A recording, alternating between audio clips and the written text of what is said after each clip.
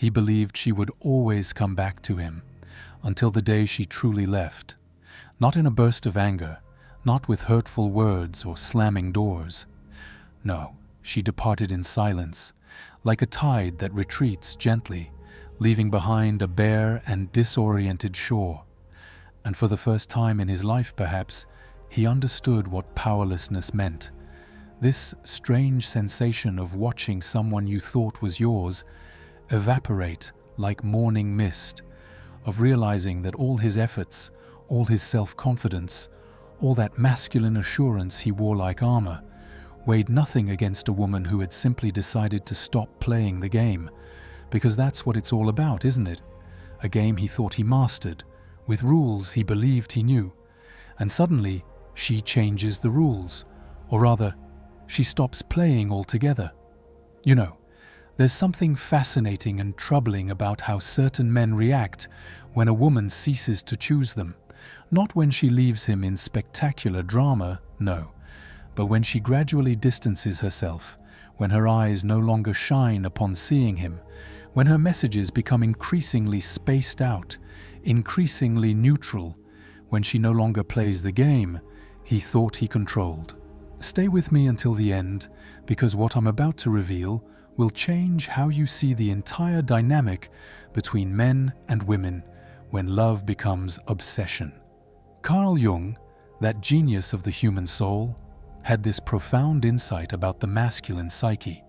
He knew that man's ego, that part of him that believes itself so solid, so sure of itself, is actually nothing but a fragile construction, a facade carefully crafted since childhood, nourished by social expectations, paternal models, movies, books, all this modern mythology that tells a man he must be strong, conquering, irresistible. And this construction particularly crumbles when it encounters something it can neither possess, nor control, nor even understand. A woman who has chosen to no longer choose him, a woman who has simply said, without saying it, that no, she no longer wanted this version of him, that she was tired of this relationship where she felt more like a trophy than a partner, more like a conquest than a soulmate. The masculine ego is not built to handle silent rejection. Think about it for a moment. Since their youngest age, men learn to conquer, to obtain, to solve.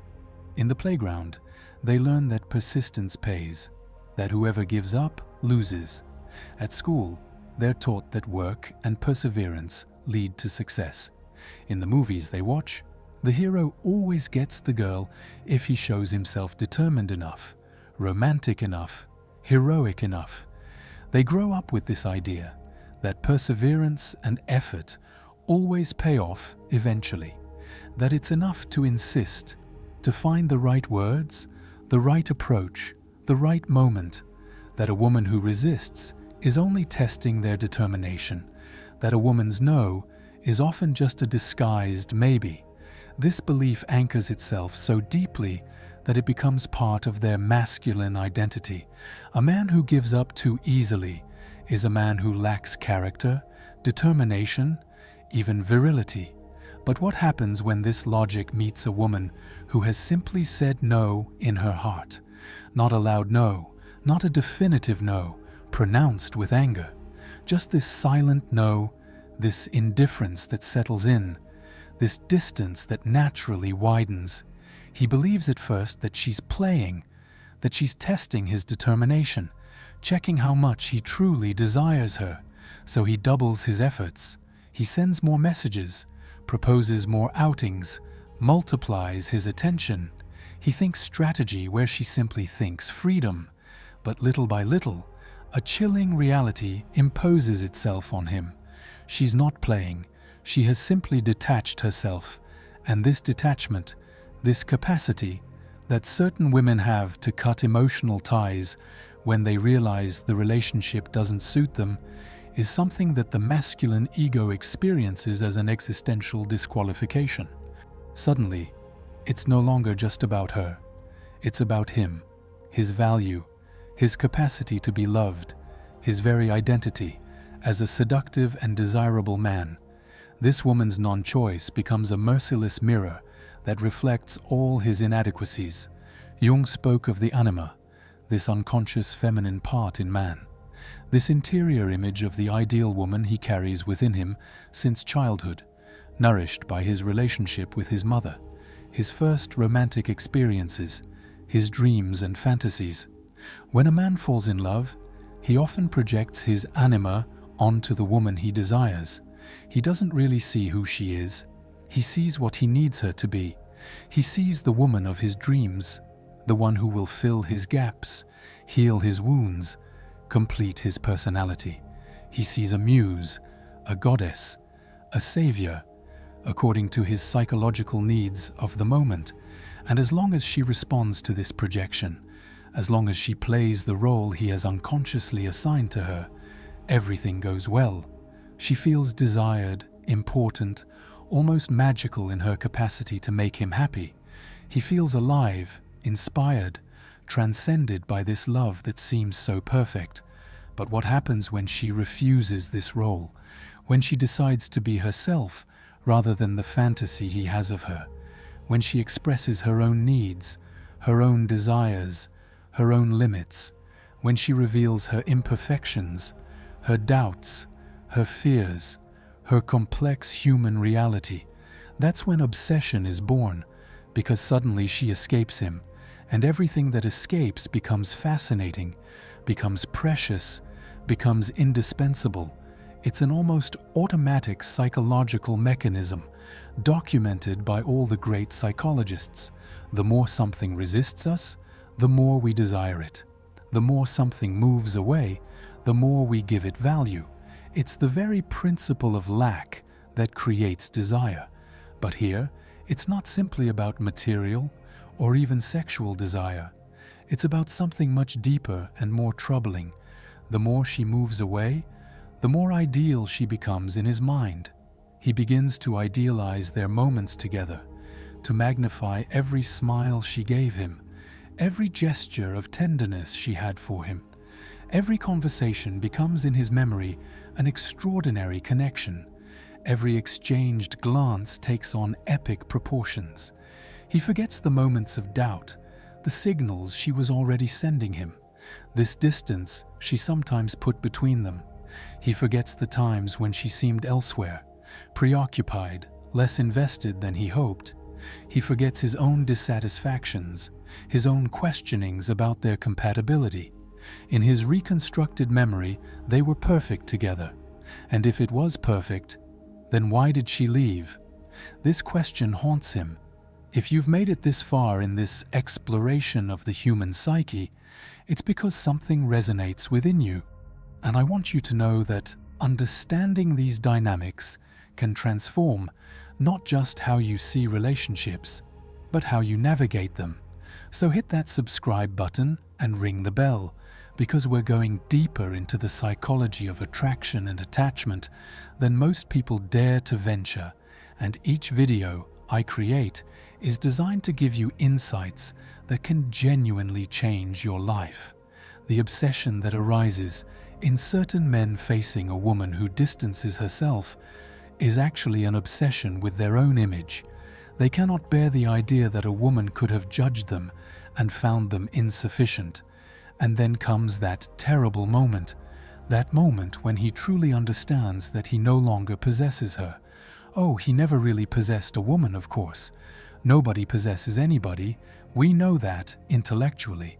But there was this comfortable illusion, this sense of security that came from the fact that she was there, available, reactive, that she answered his messages within the hour, that she smiled when he arrived, that she participated in this subtle dance of seduction and attachment. There was this reassuring predictability in her reactions, this constancy in her affection that allowed him to feel emotionally secure. And then one day, nothing. She no longer reacts to his attempts at humor with that complicit little laugh he adored. She no longer responds to his messages with that little spark that made his heart beat. She no longer asks questions about his day, no longer worries about his projects, no longer shares her small daily discoveries. She no longer plays. And this is not anger. This is not sulking. This is not a strategy to attract his attention. It's something else, something much more definitive and terrifying. And this silence is not a game, not a strategy, not manipulation. It's a closure, a door that closes gently but definitively. For him, it's an internal earthquake. Because this silence awakens very ancient wounds in him, the abandoned child he carries within him, that little boy who was afraid of not being good enough, not being lovable enough, not being important enough for someone to stay with him. This fear of being ordinary, interchangeable, forgettable. This fear that his mother perhaps unconsciously nourished when she was emotionally absent, or that his father crystallized through his indifference. This woman's rejection becomes confirmation of all his doubts about himself. He realizes he can be left, abandoned, that he's not indispensable, and this realization is vertiginous because it questions the entire construction of his masculine identity. A man who respects himself, a man who has value, a desirable man, can he really be abandoned so easily? This question gnaws at him, and that's when late regrets begin and mental rewriting. I should have told her I loved her sooner. I should have been more present, more attentive, more romantic. I should have understood what she was trying to tell me. I should have. This litany becomes his internal soundtrack. He replays scenes in his head, invents dialogues they never had, imagines passionate declarations that would have made her change her mind. In his reveries, he becomes the man he thinks she wanted him to be. He imagines coming back to her transformed, metamorphosed by the pain of having lost her. He invents cinematic reunions where she finally realizes how much he has changed, how much he understands her now. But deep down, he knows. He knows it's too late, that while he fantasizes about what he could have done differently, she has moved on to something else. She has closed this chapter of her life and opened a new one, a chapter where he has no role to play.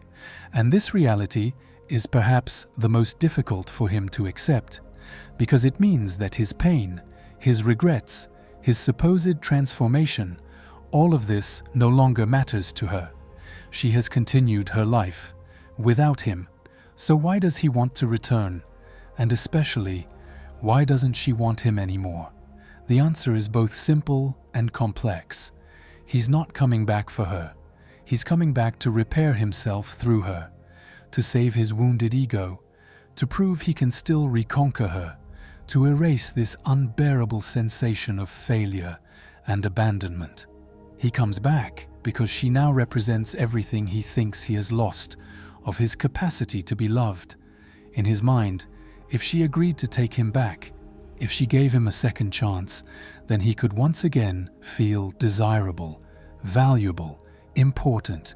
He could erase this brand that her rejection left on his self-esteem. He could tell himself he's not as worthless as that he can still seduce, that he can still be chosen. It's a psychological defense mechanism that's completely understandable but profoundly selfish, because deep down, his desire to return has nothing to do with her and everything to do with him. He's not coming back because he finally understood who she really was. He's not coming back because he did the necessary work to become the man she deserved. He comes back because he cannot bear the image of himself that her departure reflects back to him. But she, during this time, has done different work, a work of individuation, as Jung would say. This process by which a person finally becomes themselves, frees themselves from others' projections, from social expectations, from roles expected of them. She has learned to choose herself, not out of selfishness, not out of meanness, but out of vital necessity. She understood that loving someone should not mean denying herself, diminishing herself, adapting to the point of losing her essence. She understood she could be generous and loving without accepting to be invisible, that she could be gentle and understanding without tolerating being misunderstood. She realized she deserved to be seen, understood, chosen for who she really was. And she understood that with him, this was not possible. Not because he was mean or bad, but because he had never really seen her. He had loved the idea he had of her, the projection of his needs onto her, the way she made him feel when she was with him. But her, the real her, with her complexities, her needs, her dreams, her wounds, her aspirations, he had never truly met her. He didn't lose her because of a detail, a dispute, a misunderstanding he could repair. He lost her because he never had her. At least, not really. And somewhere, deep inside her, she knows this. That's why his attempts to return leave her so cold, because she hears in his words the same ignorance of her, the same blindness, the same projection. He says he has changed, but his words prove he still doesn't understand why she left. And sometimes, if this man is lucky, this brutal rejection will trigger something deep within him, an existential crisis that, for the first time, will force him to face his own shadow. Jung spoke of this crucial moment in a man's life, when he finally meets his own fragility, when he accepts to explore his need for love, his inner emptiness, his deepest fears. Some men flee this confrontation. They rush toward another woman, another relationship, another project, anything to avoid being alone with themselves. They reproduce the same pattern again and again, without ever understanding why they always end up being abandoned. But others, the most courageous ones, finally dive into themselves. They accept to meet this wounded child living within them, this little boy who was so afraid of not being loved that he built an armor of ego to protect himself. They accept to question their patterns, their projections, their way of seeing women and love. They accept to become vulnerable. And that's when true transformation begins, not the one they fantasized about to reconquer her, but the one that will allow them to become whole, complete, without needing to possess a woman to feel valuable. This is the most beautiful gift a woman who leaves can give, to force a man to truly meet himself, to become authentic rather than seductive, to love rather than conquer, to see rather than project. Because, there's something profoundly elegant in the way certain women leave. They don't slam the door, they close it gently. They don't scream, they don't reproach, they don't try to hurt in return. They simply move away with that particular grace of women who have understood their value. Their departure is not revenge. It's an affirmation, the affirmation that they deserve better than being loved halfway, understood halfway, chosen halfway. The affirmation that they prefer solitude to a relationship where they must betray themselves to be accepted. It's a woman who understood that loving should not rhyme with denying oneself, that being in a couple should not mean losing one's essence to correspond to the other's expectations. She understood she could be alone without being abandoned, that she could choose quality rather than quantity, that she could wait for the one who would truly see her rather than accept the one who only looks at her. And this choice, this capacity to leave, to say no, to choose herself, is perhaps one of the most powerful forms of self-love, because it takes enormous courage to leave someone you love when you realize this love diminishes you. It takes extraordinary strength to accept solitude rather than half measures. It takes profound wisdom to understand that you cannot save someone who doesn't want to be saved, that you cannot love someone in their place. Her silence, her distancing, her capacity to no longer choose him, all this sends a message she doesn't state with words, but that her actions shout, "I deserve to be seen. I deserve to be understood. I deserve to be chosen for who I really am. And if you cannot give me that, then I give it to myself." This is the silent message that so wounds the man who finds himself facing a woman who leaves, because he hears, in this silence, everything he failed to offer her. He hears his own inability to see beyond his projections. He hears his own fear of true intimacy, of vulnerability, of love that demands stepping out of oneself. He hears his own emotional immaturity that he had managed to hide behind charm and seduction. And sometimes, in the best case, he also hears a call to finally become the man he could be. Not for her, she has already left, but for himself, and for the one who will come after, if he ever accepts to do this work on himself. Because here's what a woman teaches through her absence alone. She teaches that you cannot love someone you don't really see.